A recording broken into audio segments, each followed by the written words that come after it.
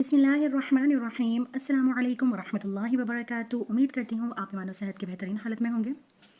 पारा नंबर 20 सूरतुल क़सस की आयत नंबर 23 में एक वर्ड आ रहा है जिसको अक्सर लोग गलत पढ़ते हैं, क्योंकि यहाँ पर सकता लिखा हुआ आ रहा है तो अक्सर लोगों को ये नहीं पता होता कि सकते का क्या मतलब है, और जहाँ कहीं सकता लिखा हुआ आ जाएगा तो वहाँ हमने किस तरीके से पढ़ना होगा। अक्सर लोग यहाँ पर वफ़ कर देते हैं, तो ऐसा नहीं है। तो इंशाअल्लाह अज़ीज़ आज की वीडियो में सबसे पहले तो हम सकता के बारे में बात करेंगे, इसको समझेंगे कि क्या होता है सकता। उसके बाद इस वर्ड को हम बेहतर तरीके से पहले समझेंगे और फिर अच्छे तरीके से पढ़ने की इसको कोशिश करेंगे। चलिए स्टार्ट करते हैं। बिस्मिल्लाहिर्रहमानिर्रहीम।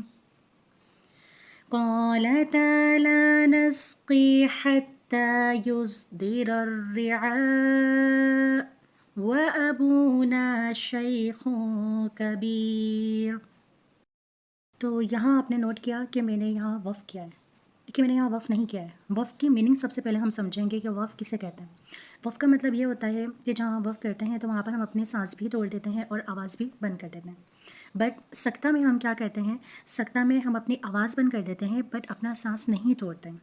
तो जब मैंने ये वर्ड पढ़ा है युस्दिरर रिआ व अबूना, तो मैंने क्या किया है, यहाँ पर अपना आवाज़ को रोका है बट सांस नहीं तोड़ा है।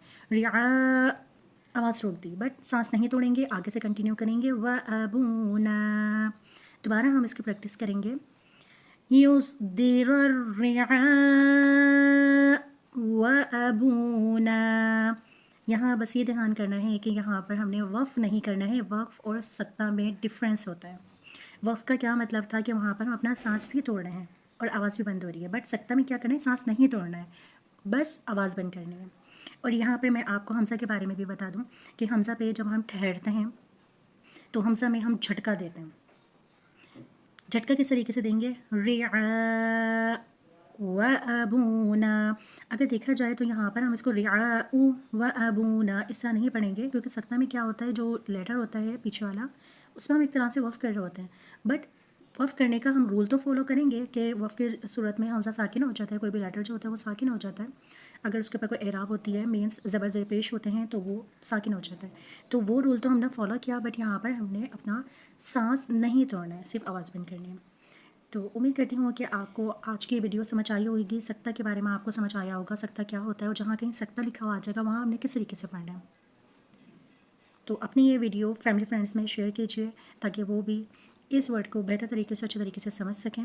और अगर आपने अभी तक हमको फॉलो या सब्सक्राइब नहीं किया है तो कर लीजिए, ताकि आपको नई आने वाली वीडियो का नोटिफिकेशन ईजिली मिल सके। बेल आइकन भी ज़रूर प्रेस कीजिए। तो इंशाअल्लाह अज़ीज़ अब हम अपनी नई वीडियो में कोई नेक्स्ट लेटर इंशाल्लाह सीखेंगे। और अगर आपको कोई भी कन्फ्यूजन है, कोई वर्ड समझ नहीं आता है, तो काइंडली आप उसे कमेंट सेक्शन में ज़रूर बताइए। इंशाल्लाह उस पर भी एक नई वीडियो अपलोड की जाएगी। जज़ाकुमुल्लाह खैरा।